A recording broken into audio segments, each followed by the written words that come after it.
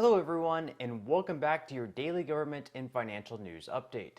As always, I'm interested in hearing your thoughts on everything, and I wanted to thank everyone for giving my videos likes and sharing them, as that certainly helps push these videos out to other people like you. Okay, so today President Biden is expected to sign the Inflation Reduction Act into law, which the White House says is a historic bill that will lower the cost of energy, prescription drugs, and other healthcare costs for American families. They also say that it will combat the climate crisis, reduce the deficit, and make the largest corporations pay their fair share in taxes. In total, according to CBS, the bill spends almost $400 billion in energy and climate projects aimed at reducing carbon emissions by 40% in 2030. It will also limit out-of-pocket drug expenses for seniors to $2,000 annually and allow Medicare to negotiate with drug makers on prescription prices. Furthermore, the legislation also sends $80 billion in funding to the IRS, which will go towards hiring 87,000 new IRS agents. And so, to Democrats, the passage of this bill has been a very huge deal, and they hope this is something that gives them momentum as we approach the midterm elections. Of course, as many Americans are realizing, there really isn't all that much in this bill for them.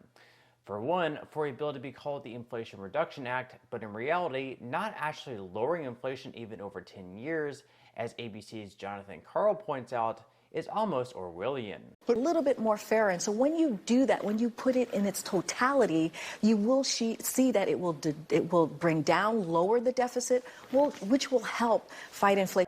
Other Democrats were also asked about the part of the bill that will actually lower inflation.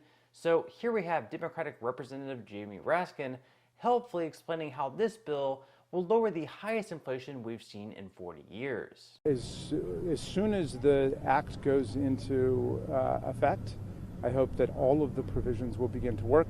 I know that those who've been blaming President Biden for the inflation going up are now giving President Biden all the credit for inflation going down. So we're moving things in the right direction already.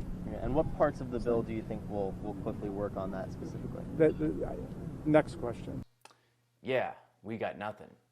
So while the bill won't actually reduce the highest inflation we've seen in 40 years, it will also hire 87,000 new IRS agents, which unfortunately will cause the lower and middle class Americans to face more audits on their tax returns.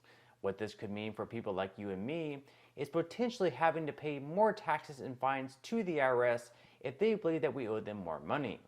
Let's say, for example, we split tickets to a football game with some friends, so I go out and pay $1,000 for tickets, and my friends Venmo me $900 in return for the tickets that I bought. Guess what? According to the IRS, the $900 that they sent me is now money that they may believe that I owe in taxes. Or let's say that 6 years ago, I bought an air fryer on Black Friday, and now I want to go sell it, so I throw it on Facebook Marketplace for a few bucks. Someone buys it and sends me the money on Venmo or PayPal. Again, guess what? Without proper receipts and documentation showing that I sold the air fryer at a loss, this is also extra taxes that the IRS will claim that I owe them, which, quite frankly, could be a real pain in the butt for many Americans, especially if and when the IRS begins to crack down on these minor transactions. No doubt, the hiring of 87,000 new IRS agents means that the likelihood of a tax audit for all of us has just increased, so let's act accordingly. Another part of the bill heavily scrutinized is the up to $7,500 tax credit for those wealthy enough to buy an electric vehicle, which on average costs right around $67,000. According to the Daily Wire, many automakers in return are now raising their prices by the exact same amount. So, citing significant material cost increases and other factors, Ford's announcement revealed price hikes between $6,000 and $8,500 for its electric vehicles. The F-150 Lightning Pro, for example, will sell for $46,974, a $7,000 increase from the $39,947 charge for last year's model. GM likewise increased the cost of its electric Hummer by $6,250 last month. So any help in lowering the price for purchasing EVs is now pretty much being offset by the price hikes of these vehicles. Now, in some other news regarding Social Security, yesterday was the 87th anniversary of the Social Security Act becoming law, and so House Democrats John Larson and Pramila Jayapal called for their bill, to expand the program to be voted on this fall. That'll be just maybe a month or two from now when they come back from recess. Now, according to CNBC, their proposal is called the Social Security 2100, a sacred trust, and it would attempt to expand benefits by increasing all checks by about 2% of the average benefit. At the same time, it would also set the minimum benefit above the poverty line and tie it to current wage levels. Widows and widowers would also receive more generous benefits.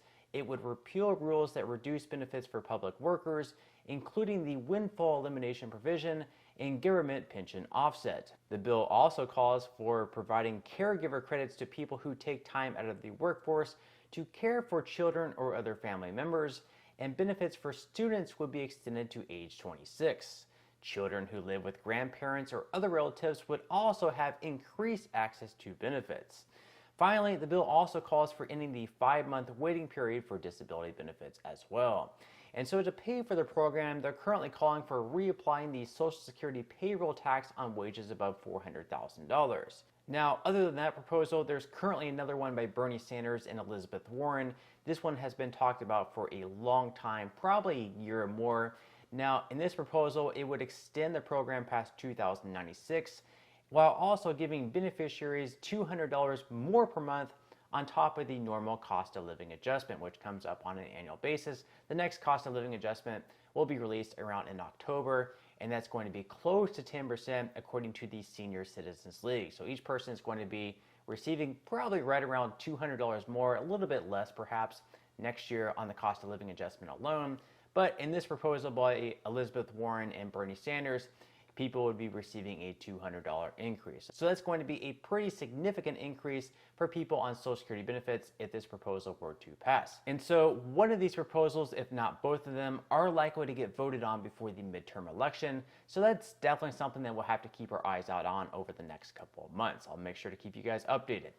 Now, in some money news, the stock market opened up once again yesterday, hoping to extend its winning streak to 5 weeks in a row, and it got off to a pretty good start with the S&P 500 gaining by 0.40%, the Dow Jones up by 0.45%, and the Nasdaq in the green by 0.62%. So far today, though, futures are pretty flat, with Dow futures down 0.01%, S&P 500, as well as Nasdaq futures down by 0.10%.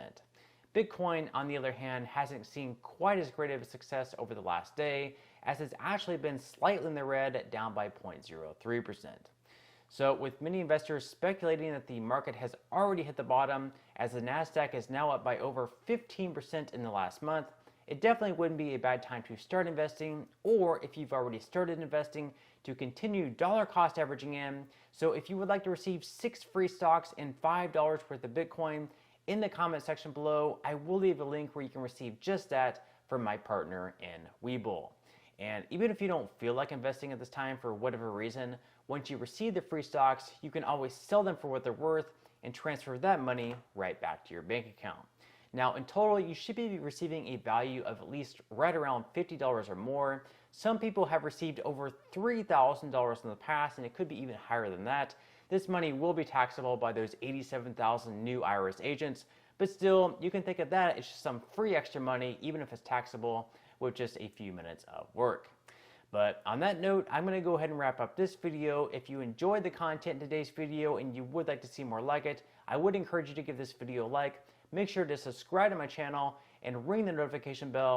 That way you won't be missing any of my future videos. And until next time, I hope you have a wonderful rest of your day, and I'll see you in the next video.